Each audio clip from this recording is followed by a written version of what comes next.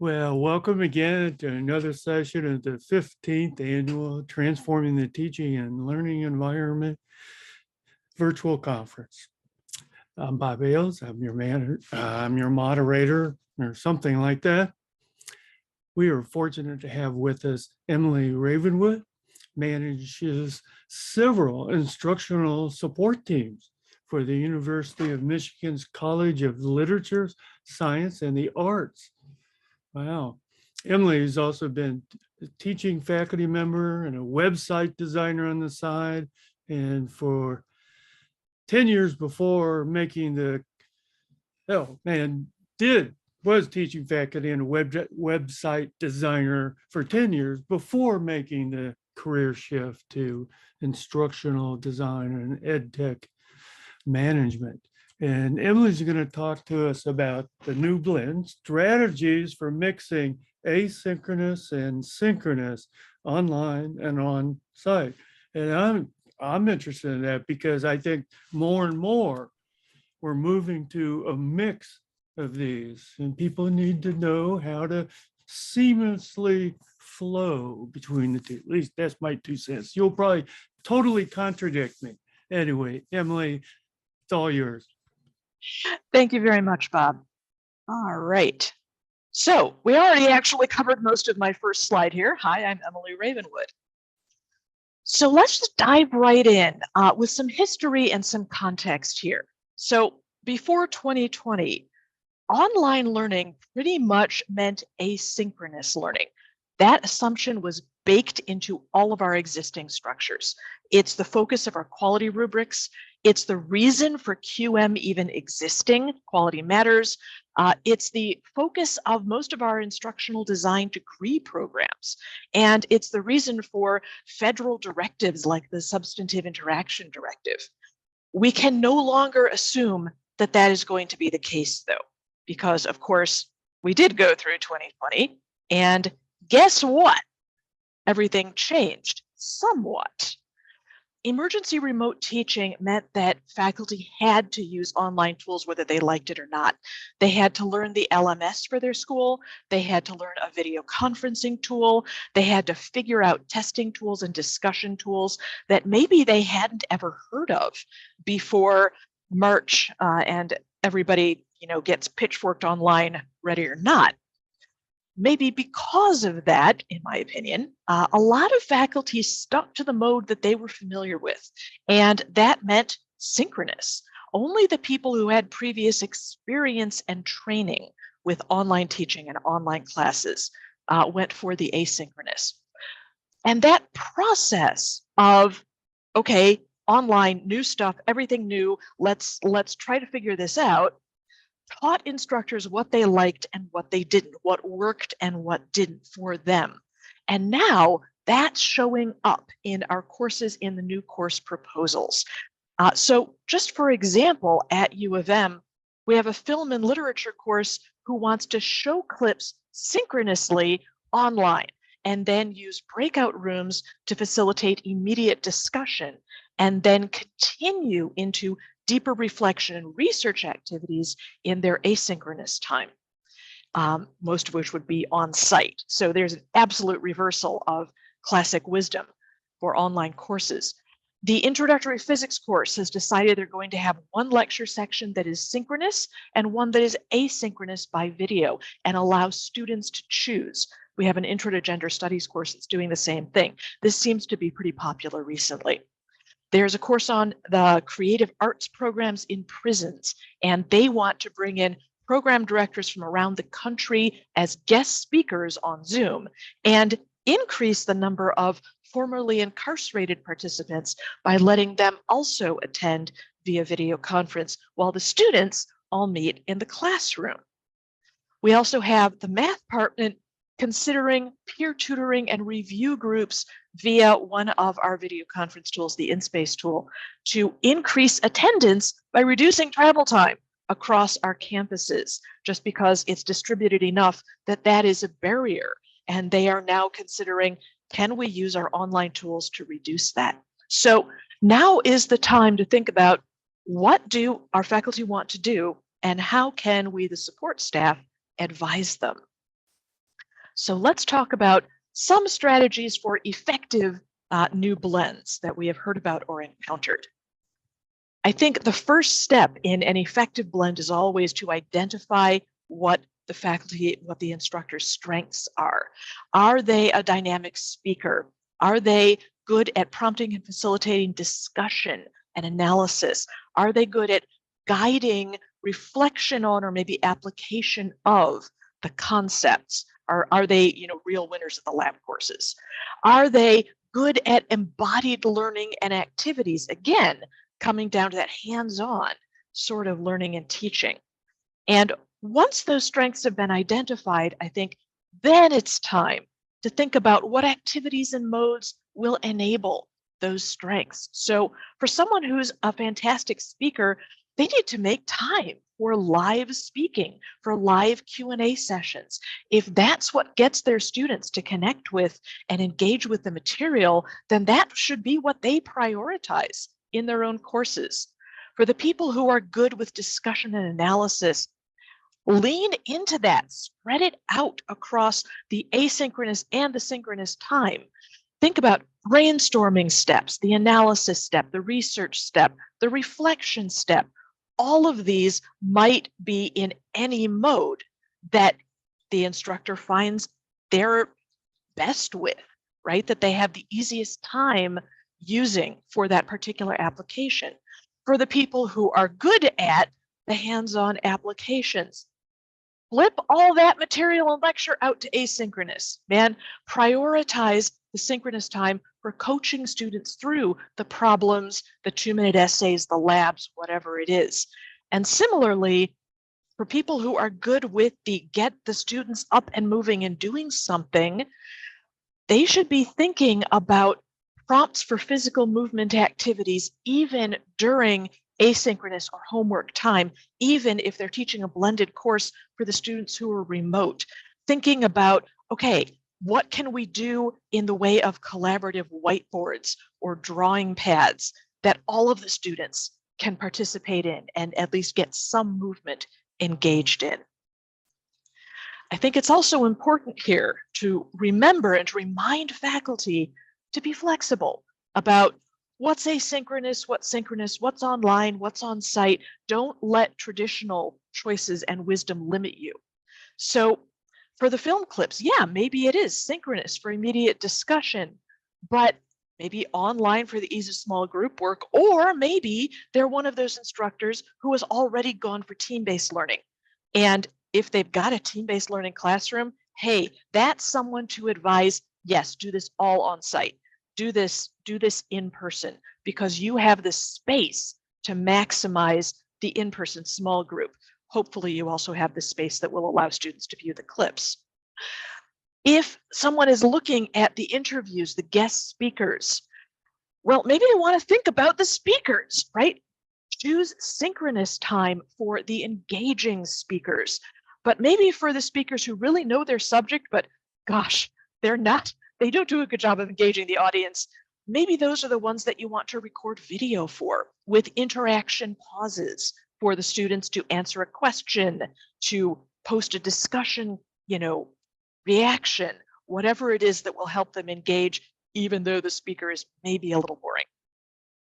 If you're looking at peer study groups, maybe even for the residential schools, you want to think about doing those online just for ease of travel, even for space considerations. How many of us, especially at, what I call the landlocked universities, the one of us who are in the middle of a city, completely surrounded, there's nowhere to expand except like up or down.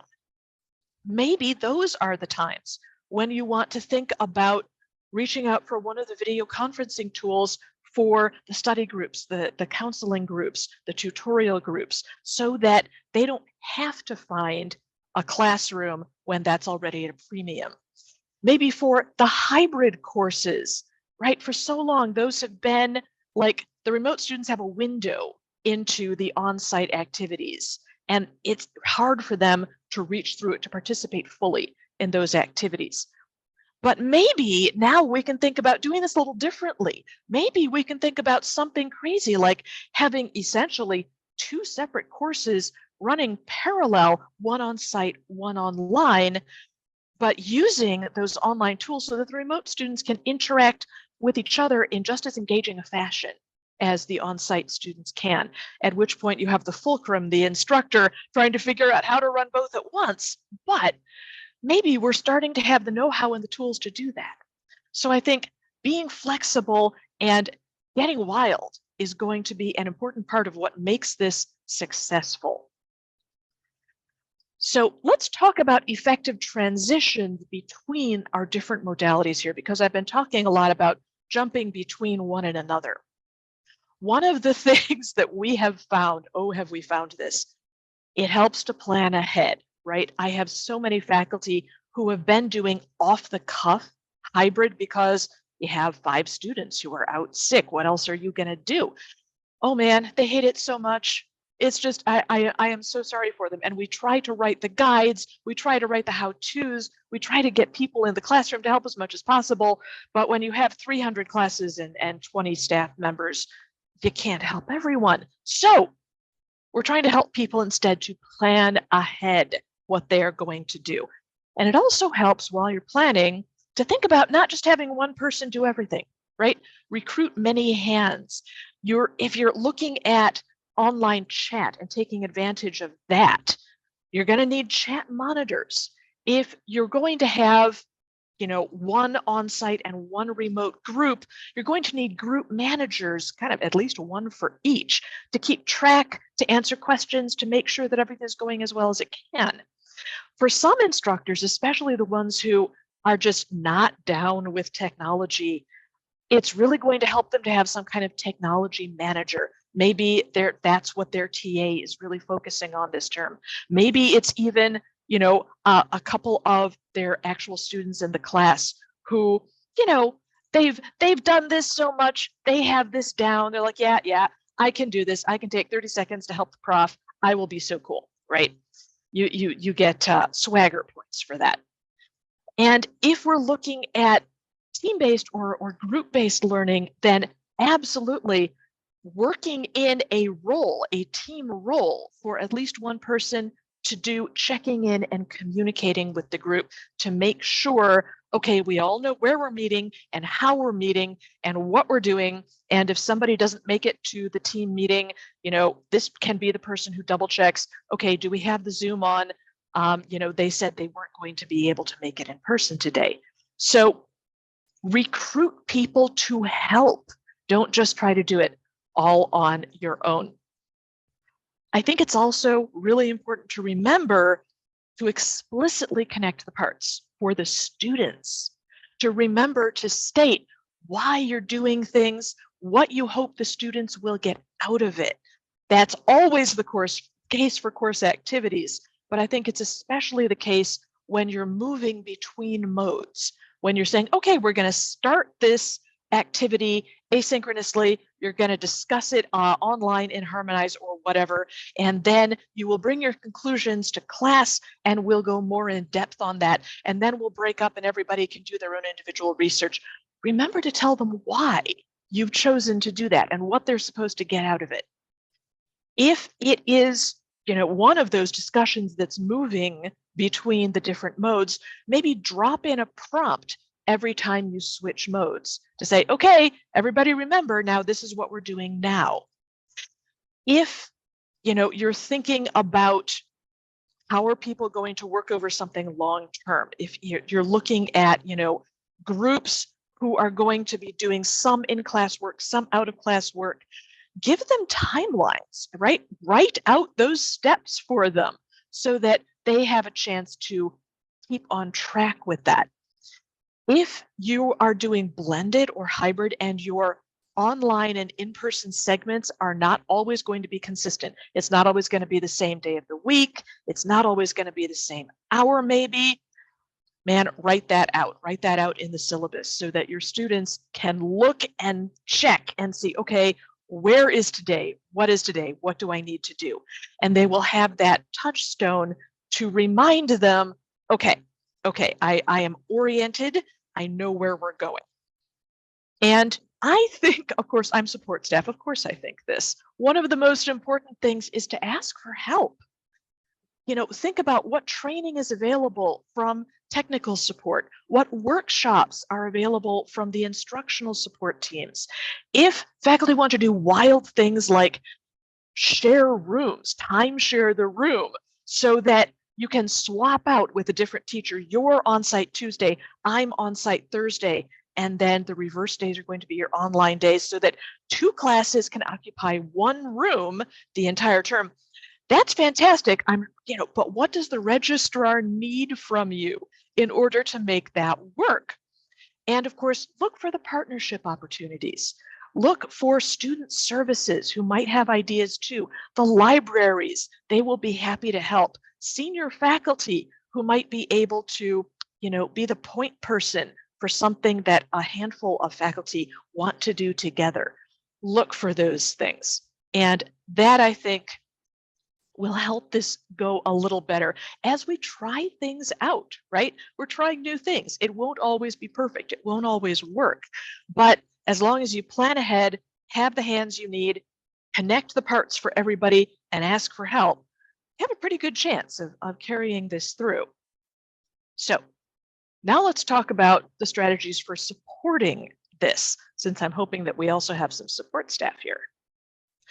First of all, solicit the plans from your instructors. Find out what they want to do and what they need. There are a bunch of ways that we can do this. If you have an existing information campaign, for example, my instructional consultants do a weekly teaching tip email.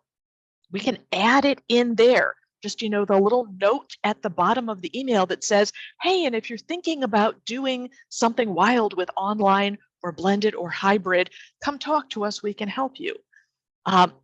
If, and this is the case in my college in particular, if doing online or blended requires the faculty to request, put in the request for this to go through, then see if you can tap into those requests. See if you can get a copy of the spreadsheet or whatever to see what are people doing so you know who to reach out to.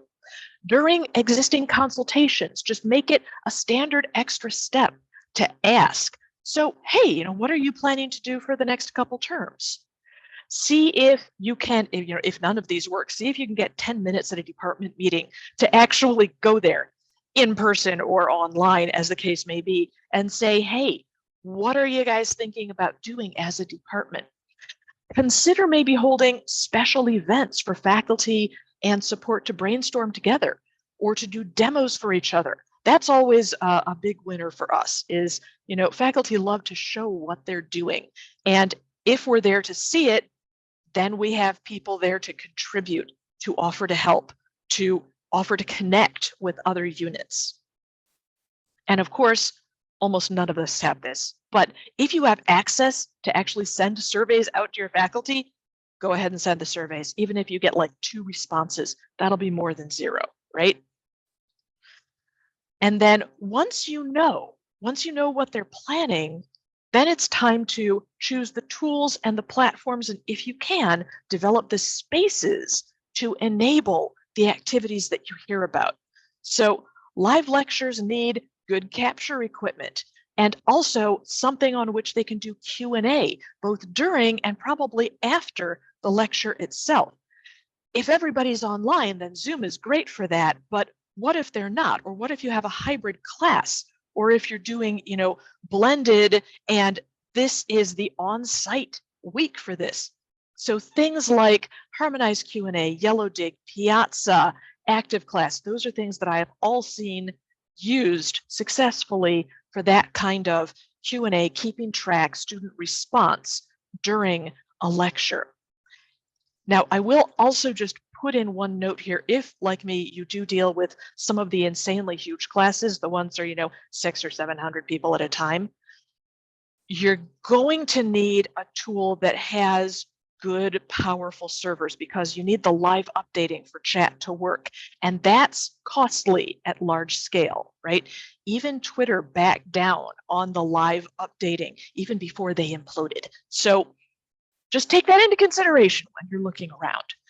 If you're thinking about people who are doing analysis or discussion, You need space for that discussion, for sharing materials, for illustrating ideas.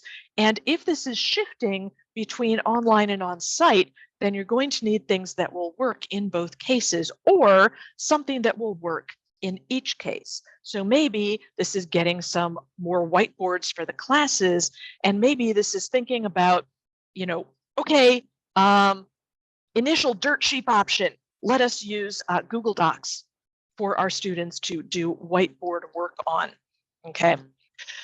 If your lectures and cases are asynchronous, especially, the students need some way to share their notes and illustrate their ideas with their classmates. So PlayPosit if you're doing this on video.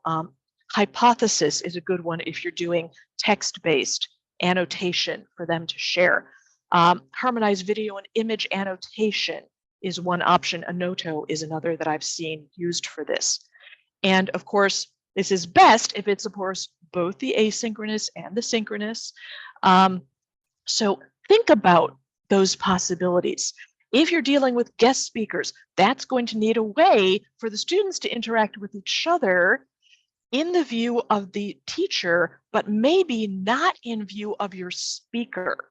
So consider that. This isn't just something that they can throw everything into the Zoom chat with a remote speaker and know that it'll always be fine, because I'm sure we all know that sometimes you hit the wrong thing for how many people you're going to send this particular message to in Zoom chat. Yeah, a totally separate channel is better for that if you can arrange it. So a discussion tool, your LMS chat tool, something like that.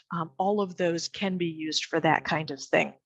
If you're looking at people who are trying to do the hands-on or embodied learning, man, that's going to be a hard one, especially for hybrid or blended. But think about, first of all, start with the tools that you're thinking of using. Do they have a mobile version so that the students can have their phone or their other device in hand and still be moving, right? Without having to balance a laptop as they go, or be tied to a desktop if that's all that they have. More students have mobile devices than have laptops or desktops. So think about starting with what works decently on mobile that students can use, can collaborate on. So some general strategies when you're looking at tool selection. I just mentioned a bunch of possible tools. So how do you pick the right one, right? Especially if you're from a smaller institution and maybe you have to just pick one. Maybe that's all you have the funding for. All right, so some things to think about.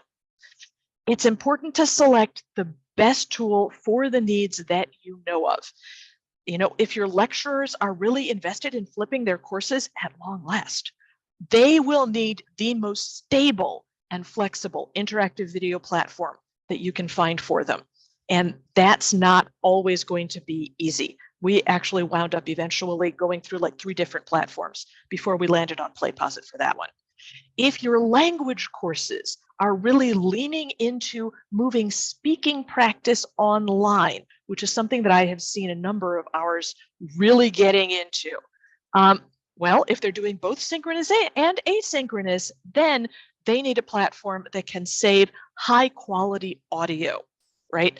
And possibly you might want to consider loan equipment for the students, things like those portable sound booths. They're basically a half circle of insulating material and a good mic that you can sit in the middle of it. That's the kind of thing that, especially for a residential college, students might be looking to the college itself for that kind of assistance, for that kind of material. And of course, nobody wants to hear the word RFP, but if activities are changing significantly at your institution, the platforms to support them may need to change too. And I know it's a pain in the butt, but it's often worth going through if you really do have to. But of course, again, none of us are made of money. So one of the things to keep in mind is that sometimes a multi-tool will do the job just as well as a dozen special purpose tools does. And honestly, I think the industry is moving in this direction. For example, PlayPosit merging with the WeVideo video editing platform so that you have interactive video editing all in the same place. That said, right, we want to be responsible fiscally, but also allow for growth. Think about what classes might be doing tomorrow and not just today. Otherwise, you'll be caught flat-footed again and again and again, and that's not fun. So pick flexible tools whenever possible. Pick tools that will serve both online and on-site needs as much as possible, both the synchronous and the asynchronous, which is even harder. But again, go back to soliciting people's plans. What are people planning to do? And where can you see that going in the future? So I will give one example of this that I've mentioned a few times, Harmonize. This is a great story. Initially, when I was contacted by one of my instructors about Harmonize, it was to ask them to buzz off because this instructor had somehow managed to hook up with a real hard sell representative and was getting a little overwhelmed. So this is my job. I reached out and said, please knock it off. And kind of as quid pro quo, I said that I would watch a demo. Well, I watched the demo and I actually saw a certain amount of potential there. It is definitely a multi-tool. And I looked at that and I thought, gosh, I can see a lot of applications for this. And so I went ahead, we did a pilot, it was very successful. And now we have a whole bunch. I mean, you can see how long my list is here of different things that different faculty are finding to do with this one platform. So the language and literature courses, it has multiple due dates, multiple milestones. They love that. Oh, they are all over that. And of course, it has non-Roman text support, which you can't always assume a discussion tool is going to have. So that was a big win. But then our computing courses on totally the other side of the fence have been using it for a code design studio because it will do code snippets. And the way it's laid out, each response to the first prompt creates a card. And then, under that card is the thread that goes on from that. That gives students kind of a sense of ownership of their card, of their space. And so this class has been using that as their studio space to iterate code and get their peers to come and comment on it and mark it up. And kind of in the same way, the lit courses have been using it for journals, reading journals, right? Again, that individual ownership, but also it's very sequential, right? So instructors can go, other students can come and see this is the path of that person's thought over the course of the term or over the course of this particular text. And then, of course, the media courses, they have loved the multimedia features that this includes. So they've been doing virtual gallery walks with it, where each card, each thread is a presentation space. And that might include video, images, links, text. The students really like that. And of course, it's easy to mark up and annotate for the instructors who also really like that. That's the kind of flexibility that I have been looking for. And honestly, Harmonize is kind of my best in class for that so far. So the last thing that I will recommend is looking to other schools for leads and for inspiration. So when I was looking at Harmonize, I did look at what other schools were doing with it. It's like, has this floated or has this crashed? And lo and behold, at Brown University, I found them using it for language learning practice, peer learning via the video and audio tools. SAU Tech was using it for their speech courses, especially the anonymous posting for peer review and anonymous Q&A. And of course, they also loved the integrated chat feature. Piedmont Community College, they were doing it for English courses. Again, the multimedia essays. And I thought, oh, my people would like that. So now is the time for us to think flexibly and broadly and look for ways to accomplish that. So coming back to the strategic view, looking ahead, thinking about what this is going to require. This will require more complex infrastructure to support, for one thing, right? We're going to need clear designation and communication of modes and requirements before and during registration so the students know exactly what they're signing up for. More instructors are going to have to think about what they're doing beforehand so that these things can be communicated to the students. We're going to continue to need, I'm sure all of us found this, alternatives for participants in areas with a low or no network, without sufficiently powerful computers, without quiet or private spaces, right? We all found that during the pandemic lockdown, and this is going to continue to be the case for any kind of blended or hybrid or online courses. And of course, especially for the blended or hybrid, you know, we'd love to say, oh yes, we'll install huge video screens in all the classrooms so that the remote participants can be life-size and there and present for the on-site students. But A, that isn't always practical, and B, that's only good for the on-site students. The remote students are still probably looking at their one tiny little laptop window. And what do we do for them, right? We need support for the instructors also, who need network, computers, quiet, but maybe they don't need to take up a whole classroom. And boy, is classroom space at a premium. So what are we going to do for that? Is it going to be Zoom booths for instructors? Is it going to be making over the conference rooms for this purpose? Is it going to be completely new teaching spaces? Anybody who has the budget for that, gosh, I envy you.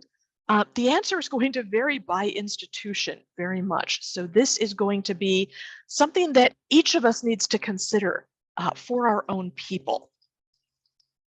So summing up, strategic view of students, instructor needs, choosing facilities, tools, and platforms. And we need to shake things up a little, I think. So now let us have 5 minutes of brainstorming, and then hopefully we can do a little share out and maybe some questions as we wrap up. So I'm going to go ahead and start our timer running. For teachers, I have these 3 questions. What do you want to do? How do you want to do it? And what help do you think you need to do that? And for support, what do your instructors want to do? Or if you don't know, how are you going to find out? And what tools do you think they'll need to do that? What structures will make it work? So starting 5 minutes, brainstorming.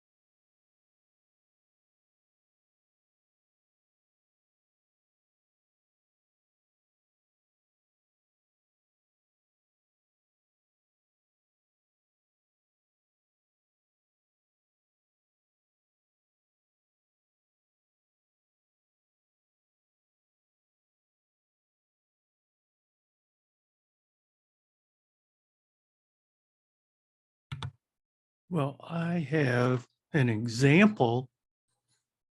You want to wait 3 minutes and 30 some seconds? No, I think since there are only this many of us, let's go ahead and pitch in. Yeah. It's been several years now, but at Ohio University College of Business, way back then, we did a lot of televised courses to our branch campuses.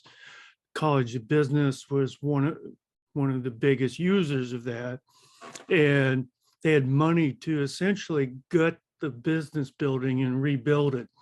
They wanted their own ITV studio. Okay. And well, I was in the telecommunications center, the distance ed coordinator for the university. Engineers had put together over the years all the ITV studios and all the campuses, and engineers they wanted to do exactly the same thing that was like 10 years old. And, I said, well, wait a minute, maybe we should investigate what, you know, instructors want to do and need to do and so forth. Oh, they were, outraged anyway. So the idea was I got together faculty in the College of Business and we sat down and basically said, what kinds of things do you want to do in your televised courses? I didn't ask him what kind of technology you want because he may not know, but my job was then to match technology with the things they needed to do. We did that and I put together then a proposal and a cost estimate. Now, what the engineers want to do was going to be about maybe $75,000. Okay. My proposal, based on what the needs were, was $320,000. And people are saying nobody will go for that. Well, part of my philosophy has always been people get excited about big projects. Nobody wants to give money for more pencils and paper. And it met the need, and it was designed to be useful for face-to-face classes too.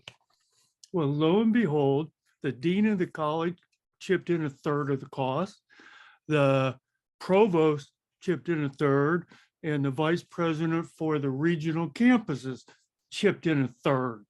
And they got a really nice, adaptable room that faculty fought over to use. And it was always on the tour that they would give to parents and prospective students because, it was at the time very forward thinking. And our engineers got tasked with building it essentially. And when they were done, they were so proud of it that it was something, different and, much more capable and everything. And I even signed my name on the inside of the podium because I was proud of it too. But anyway, that's what you do. It's, what do you need to do? What do you think you're going to need in the future? And then Yep. my job is to find how to make those things happen. And on the flip side, in Pennsylvania, I was given a workshop about teaching on television on one of our campuses. And during a break, the faculty there were telling me how upset they were. There was going to be a new ITV room they were going to have to use. The IT folks had put it together without even one time talking to faculty. And they were really upset about it. And rightly so. And, I found out more about it. Yeah. I mean, I immediately said, I wouldn't want to teach in here. This is so awkward. And with all due respect to IT people, they are rarely faculty or have any experience as faculty. And so anyway, those are my two experiences with that. All right. Tim, do you have anything that you want to share out? Now that it's just the three of us. Oh, there's just three of us. I didn't even notice other folks were dropping off. I've just been at the school where I am for just about a year coming up. It's Drury University in Springfield, Missouri. And it's the first time I've been in a small school. And they're bringing back, slowly bringing everything back. And I think what we'd like to do is take this time to look at some of the ideas that you had. Budget-wise, it would be a while before we could do some of those nice things at the end, but they're always nice to think about.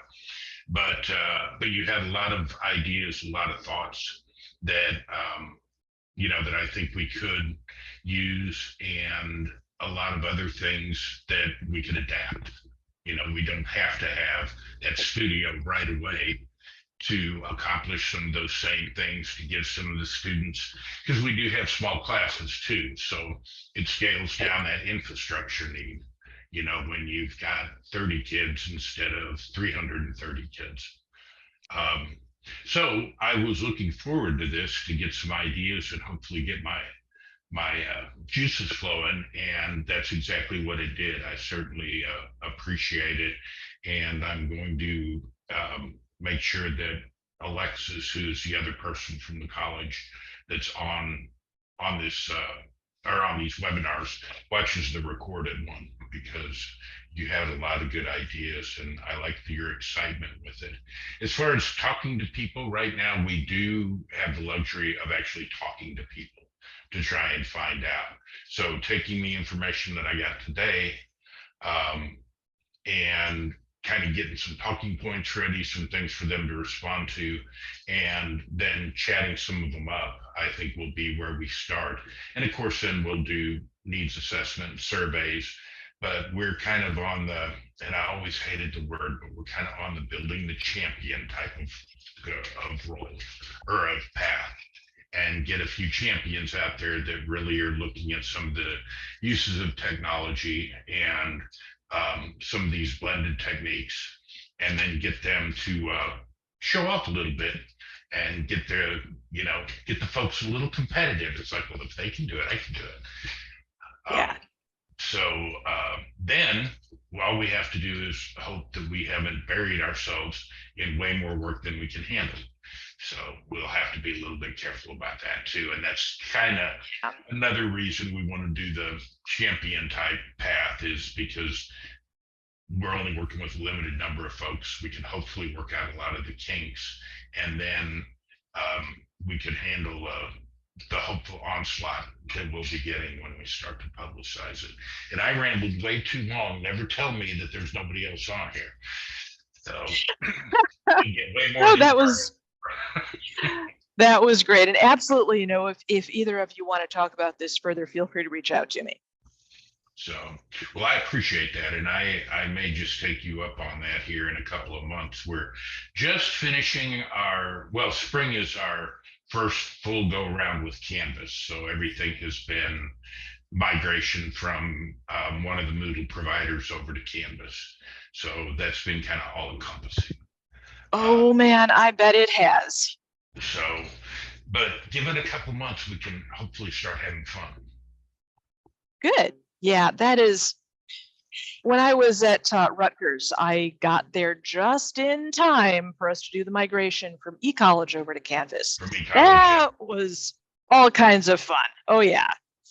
So, well, the last thing, I was at Texas A&M before this, and then I had a chance to go to a smaller school where I grew up, and we had just finished moving. We were split in our college. I was in veterinary medicine and biomedical sciences. So we were split, and we had Moodle in veterinary medicine and eLearn or whatever, one of the Blackboard flavors in the rest of the college.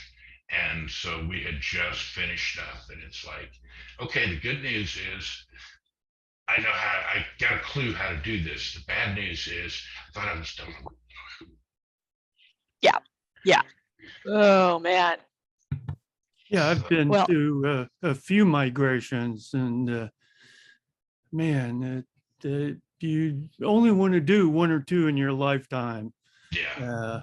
It's been difficult.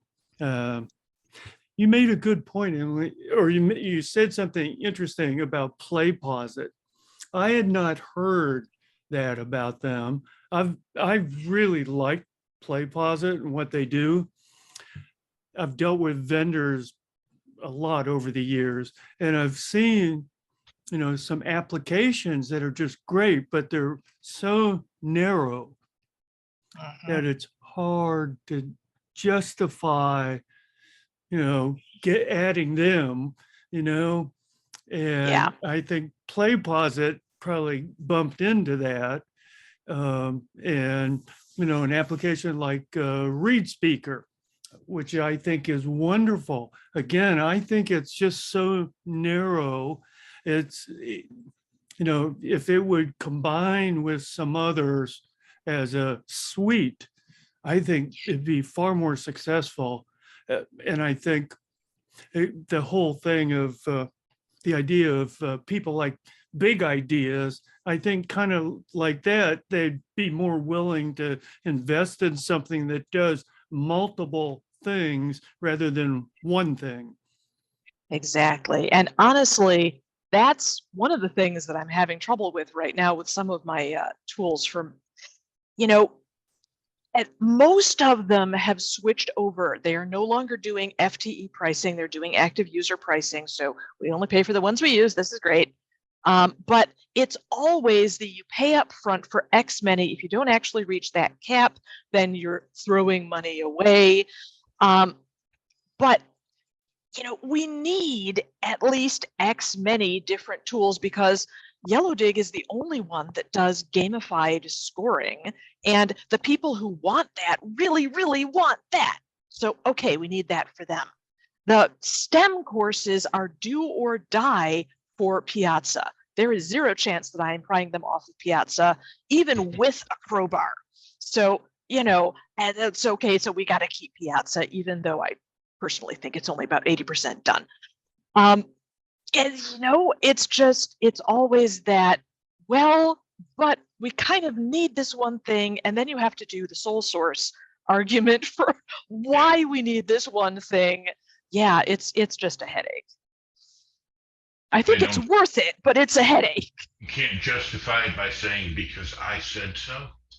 Exactly. It's like, excuse me, I'm an expert in the field. I think they should take that. I think they should too. So I'll write them a letter. I'm sure I got lots of clout. All right. Well, we are at just about 10 till, so I'm sure Bob needs to move on to the next one. Tim, it was great talking with you. It's good to talk to you. Thank you so much for the information. And Bob, thanks for putting this together. I haven't made as many sessions as I wanted to, but I have thoroughly enjoyed every one I've been in. This one's the best, of course. But they're all recorded. Yes, I am looking forward to that. So, and then when I don't get something done, I'll say, well, I got caught up watching one of those conference sessions. If he wouldn't have recorded them, I'd have been okay. All right. Emily, thank you so much. And thank you for having me. Even from that school up north, you did a very good job. I appreciate it. Well, thank you. That means something coming from someone from Ohio. Have a good rest of the day. You too. Yep, you too. Thank you.